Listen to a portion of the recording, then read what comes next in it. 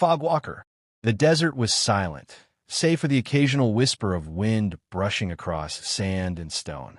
In the dead of night, the air shimmered with heat left behind by the sun, but another shimmer, cooler, almost celestial, cut through the haze.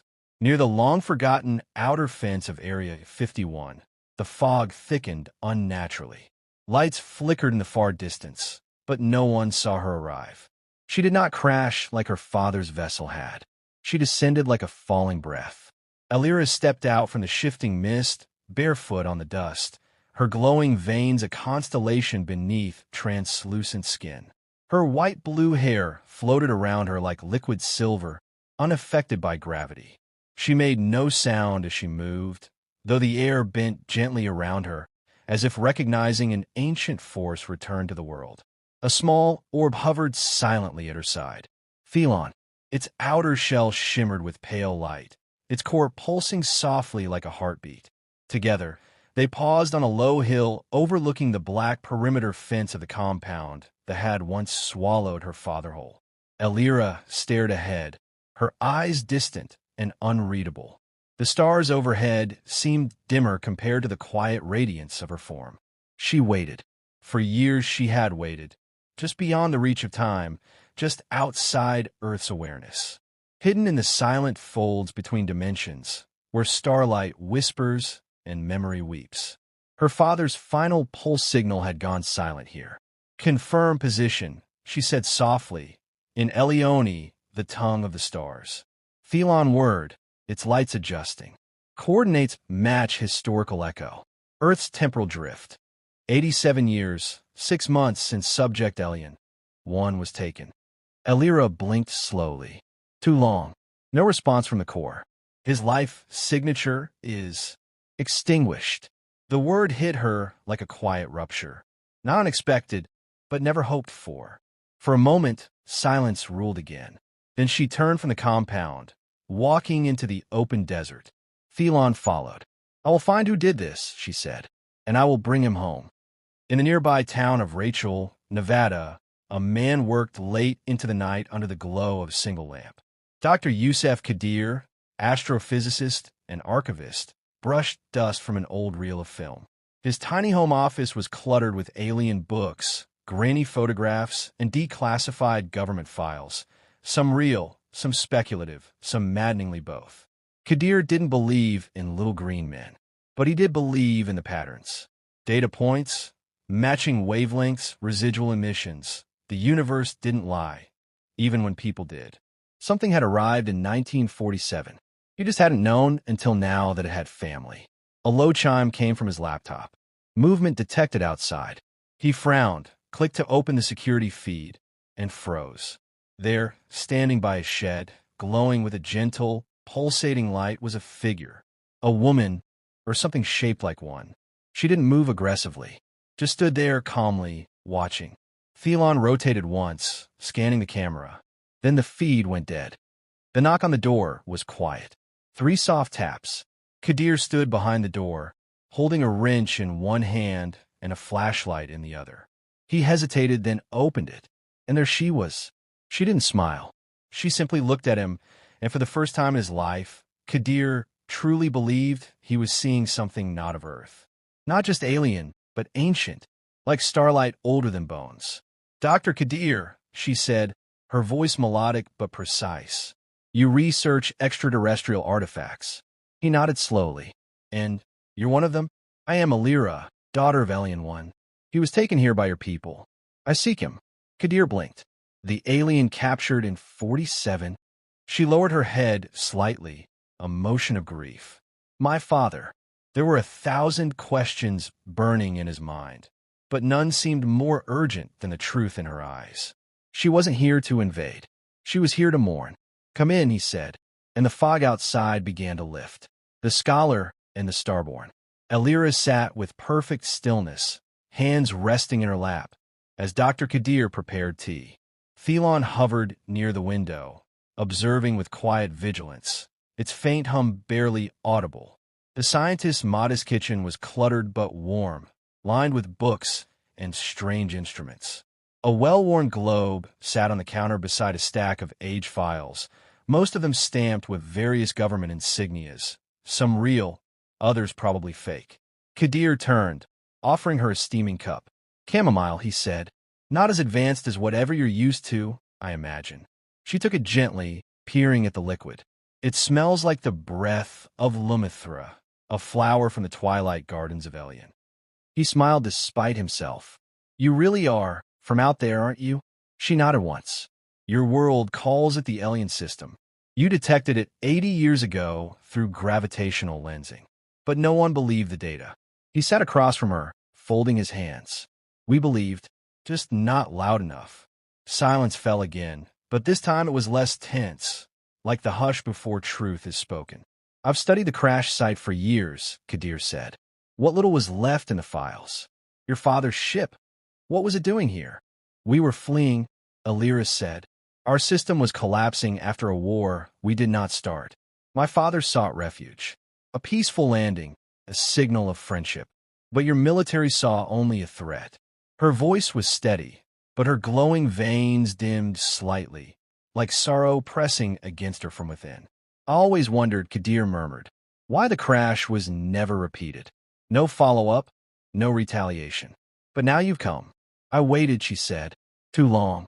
I stayed hidden, in orbit, then beyond orbit, in places between dimensions. I thought he would return, but he never did. So I came. Kadir rubbed his brow. You know, some people think Area 51's a joke. Others think it's a prison for creatures like you. Elira's eyes narrowed. It was... He paused, then gestured to Thelon. Your companion. It's alive? Yes. Thelon is sentient, my protector, my guide, my last connection to home. The orb emitted a soft pulse of light in response, acknowledging the praise. Kadir leaned back in his chair. You're lucky no one else saw you land. They put you in a box before you finish your name.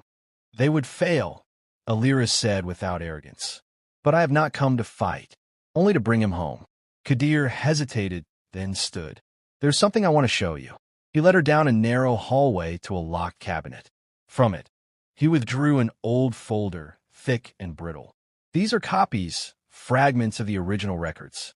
I've kept them hidden. He spread the contents on the table. Faded photographs, transcripts, autopsy reports. Elira studied each image, each page, her expression unreadable. This, he said, pointing to a file labeled Subject 1, was your father. He lived for nearly 2 months under observation. Then something happened. The files say it was organ failure, but I always suspected otherwise. Elira's hand trembled. She reached out, touching a photograph of her father, restrained, surrounded by men in sterile suits. They cut him open, she said quietly. They tore through his light streams. Kadir stepped back. Light streams. Our bodies carry knowledge, encoded energy, living memory. My father would never have allowed them access willingly. They didn't understand, Kadir said. They were scared, desperate to gain what they could before it was lost. She turned to face him, her eyes no longer distant. And now it is lost. For the first time, she looked broken, not by anger, but by grief. Kadir didn't know what to say. She turned away. I will find those who did this. They will answer. Wait, he said. That was 80 years ago. Most of them are gone. Then I will find who inherited their lies. She stepped toward the door, but paused. You helped me, she said softly. You saw more than most. What? Kadir met her gaze. Because truth deserves a witness. And because maybe we owe your kind more than we can repay. Elira nodded slowly. Then help me finish this. I will, he said. Whatever you need. As she stepped back into the night, Thelon close behind, the stars seemed to shimmer more brightly, like they were listening. And somewhere far away, Earth's past began to stir. The broken truth. The black site wasn't on any official map, but Kadir had traced its coordinates through a decrypted signal in a decades-old satellite transmission. Hidden beneath the shell of an abandoned weather station, it lay deep in the Nevada desert, shielded by shifting sand and a legacy of secrecy. They approached at night. Thelon cloaked them in a soft veil of distortion, bending light around their bodies. To any camera or passing drone, the desert appeared undisturbed. Elira moved like a phantom. Her luminous veins dimmed to a faint pulse as she stepped toward a rusted bulkhead door embedded in a rocky outcrop. She placed her palm against the surface. A shimmer ran down her arm. Thelon emitted a sharp, whispered tone. The locks clicked open. Kadir followed her down into the dark corridor, trying to steady his breath. The deeper they went, the colder it became. The air smelled of metal, rot, and something ancient, like time had spoiled and no one had noticed. This place was shut down in the 90s, he whispered. No, Elira said. It was buried. The corridor ended at a reinforced blast door. A biometric scanner blinked red beside it. Thelon hovered forward, flashed a beam of light across the panel. The red turned green. Inside was a chamber sealed by time. Rows of cryogenic tanks stood lifeless. Empty cages lined the walls, some built for creatures far larger than any human. A dim light flickered overhead, revealing shelves of recording devices and data vaults. Elira walked past them all, drawn by something deeper. At the end of the room stood a cylindrical pod. The seal was broken, its interior scorched. Scattered beside it were surgical tools, not crude but not humane either. Beside the pod, a cracked nameplate lay on the floor. Subject Elyon 1. She stared at it, unmoving. Kadir stepped beside her. This is it. This was where they brought him after the crash. Elira knelt, touching the edge of the pod. Her eyes closed. Thelon hovered above her, releasing a soft pulse. The pod responded with a residual energy signature, faint but still clinging to the metal like the final notes of a song. Her voice came out barely a whisper. He screamed in the last second, not in fear, but in warning. Kadir's chest tightened. You can feel it. Our minds are woven with memory light. Thelon's scan restored a fragment. She stood. Her face, once soft with grief, was now carved with resolve. Her veins pulsed brighter. They dissected him for knowledge they didn't understand, she said. They silenced a mind older than this world's civilizations. Kadir tried to speak, but guilt knotted his throat. I didn't know. I wasn't even born. But you carry the legacy of their choice, she said sharply. Then her tone softened. Still, you're not like them. That is why I let you lead me here. She walked to a nearby control terminal, brushing away dust. The screen flickered to life. A file list appeared, dozens of logs, labeled with cold precision. Help me, she said. Kadir hesitated, then moved beside her. These are experiment logs. I can decrypt them. He worked quickly, fingers trembling. One by one, files opened. Video feeds showed shadowed figures in lab coats, voices calm and clinical as they discussed the subject's biology. The words were sterile, heartless. Energy flows resemble plasma filaments. Cutting the main artery leads to radiant discharge, may be weaponizable. Subject shows resistance to sedatives. Preparing for third vivisection cycle. Elira's jaw clenched. The glow from her veins spilled out like fire under skin. Thelon's lights shifted to a sharp amber tone, its warning color. Kadir reached out. Please don't. I will not kill them, she said, though her voice trembled. Most are dead, but the knowledge remains. She turned to him, her face radiant with pain and power. You must destroy it. All of it. Kadir looked at the files. He knew what they contained. Decades of forbidden research, the edge of every scientific limit ever whispered about. It was temptation in raw form, but he saw the anguish in her eyes. And he chose. He pressed the delete key. File after file vanished. Lights dimmed. The last remnants of a crime against the stars began to die. Elira breathed deeply. The glow beneath her skin softened. Thank you. But as they ascended back into the night, Kadir knew something inside her had changed. Not just grief, not even justice. It was the birth of something else. Purpose. The reckoning light. The desert wind howled across the ruined test site like a warning. Once a clandestine hub for experimental technology, it now lay in rust and silence. But something stirred beneath the surface. Power rerouted, systems awakened by hands long dead. The old network flickered to life, sensing the presence of an intruder. Elira stood at its center. Gone was the silent observer, the grieving daughter. The being before the compound gates radiated purpose and fury in equal measure. Her glowing veins pulsed like lightning beneath her skin, and Thelon hovered beside her, its lights flaring in calculated rhythm. "This is where the broadcasts originated," Kadir said behind her, pulling his scarf tighter against the wind. "The core scientists relocated here after the main facility was shut down. Most of them are long gone, but their work still lives," she finished coldly. "They built this place on my father's agony." She stepped forward, and the sand shifted beneath her feet. Thelon projected a cone of scanning light, revealing hidden weapon emplacements buried under camouflage netting. A shrill alarm sounded from beneath the sand, but before the first turret could rise, Thelon pulsed, and the machinery snapped and sparked into silence. "I'm not here to be dissected," Elira said as the gate buckled inward. "I'm here to end it." Inside, the facility still breathed. Lights flickered. Doors hissed open. The corridors smelled of chemicals and sterilized decay. Security drones rose from alcoves, armed and scanning. But Thelon disabled them with surgical efficiency, leaving them slumped like broken insects. Elira led them to the control center. There, amidst dust and rusted terminals, sat 3 men in aging suits, former scientists, now administrators of secrets they once carved into flesh. One stood to speak, but faltered when her eyes met his. "You know me," she said.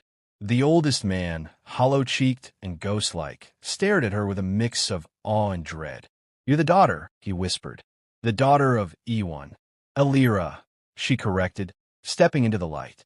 "His name was Elyon. You carved your experiments into his skin. You murdered a being who came in peace." "We didn't know," one of the others stammered. "We didn't understand." "You didn't try to understand. You broke what you feared, and now you hide in your failure." Kadir stood silently at the back of the room. He had read their reports, studied their excuses, but none of it mattered now, not in the face of what stood before them. Elira stepped to the central console. "You will reveal everything. Names, files, locations, every lie you told to bury the truth." The lead scientist shook his head. "You can't force us." She didn't move, but Thelon began to glow brighter. A deep, resonant hum filled the room, vibrating the floor beneath them. The monitors flickered, then filled with images from the past.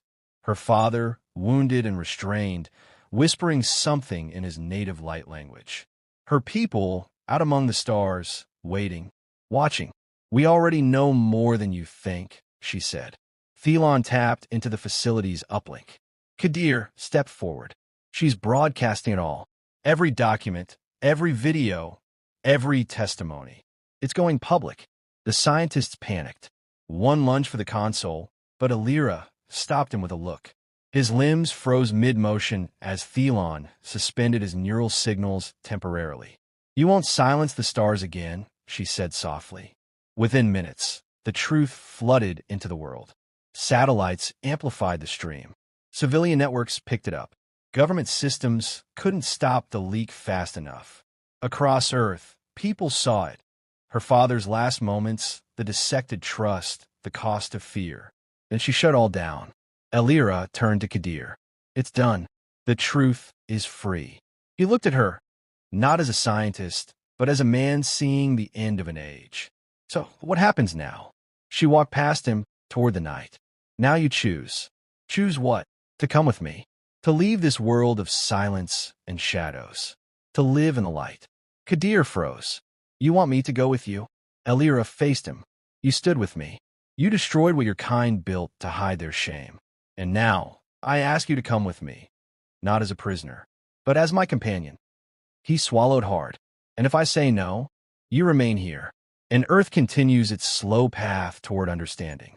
But if you say yes," she reached out a glowing hand, "you'll see wonders your world can't even dream of, and never be alone again." Kadir looked at her hand, at the fire in her veins, and the stars reflected in her eyes. And, slowly, he stepped forward, returned to Elyon. The night sky above Nevada rippled like water disturbed by light. High above the clouds, hidden from Earth's telescopes and satellites, Elira's vessel began its descent, vast, elegant, and alive. Not built, but grown, not steered, but sung to. It shimmered in colors the human I barely recognized. Kadir stood at the edge of the desert with Elira beside him. Behind them, the ruins of human secrecy smoldered in silence. Ahead, the future waited in the stars. "You're sure this is what you want?" she asked quietly, watching him with those ancient, radiant eyes. He took a breath. "All my life, I studied what was out there, what might be, and when I finally found it," he looked at her, voice steadier than he felt. "I found you." Thelon pulsed gently in the air, a warm hum of approval vibrating around them. "I'm not going for answers," Kadir added. "I'm going for meaning." Elira's expression softened. She offered her hand again, not glowing with power now, but with a quiet invitation. He took it. As their fingers touched, light enveloped them, not blinding, but deep, like falling into a sky made of memory and possibility. The world dissolved. He awoke inside a vessel unlike anything Earth could dream. There were no walls, only flowing curves of luminous energy, responding to thought and emotion. Rivers of starlight flowed beneath translucent floors. Soft music played, not from speakers, but from the space itself, resonating with the pulse of life. Elira stood at a central node, her silhouette framed by glowing star charts. She turned and smiled. "Welcome to Lyriath, my father's ship, my inheritance." Kadir stepped forward, awe etched in every breath. "It's alive. It remembers," she said, "everything it ever carried, every journey, every farewell." He reached out to a nearby panel.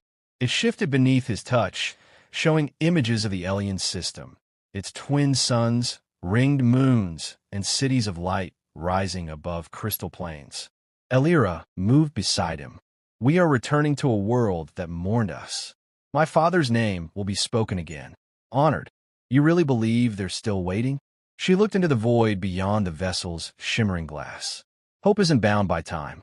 As they approached Elyon, Kadir's breath caught.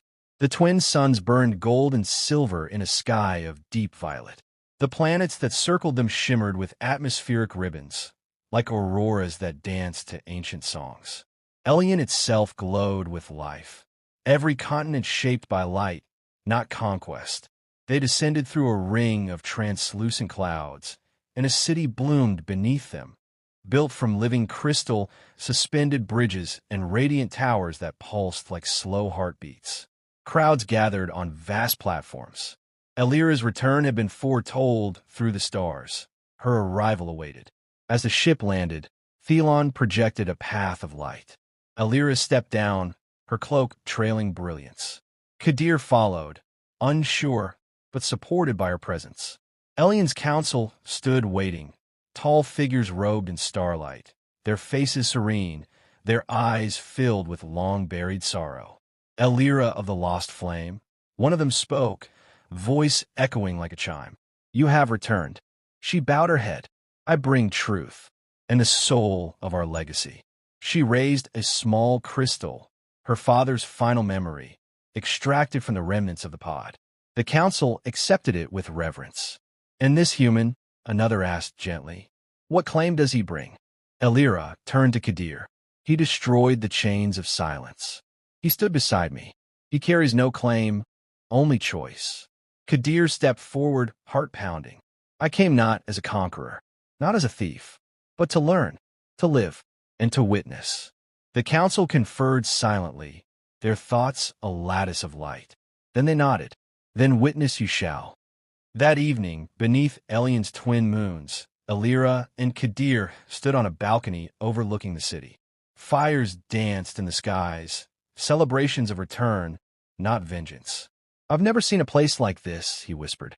"You never saw what you were meant for," she replied. He turned to her. "And what am I meant for?" She smiled softly, reaching out. "Me." He took her hand again, this time not in fear or wonder, but in love. The stars above Elyon burned brighter that night, as if bearing witness to something far rarer than truth, forgiveness. And in the soft music of their world, the name Elyon was spoken again, not as a file or a code, but as a father remembered,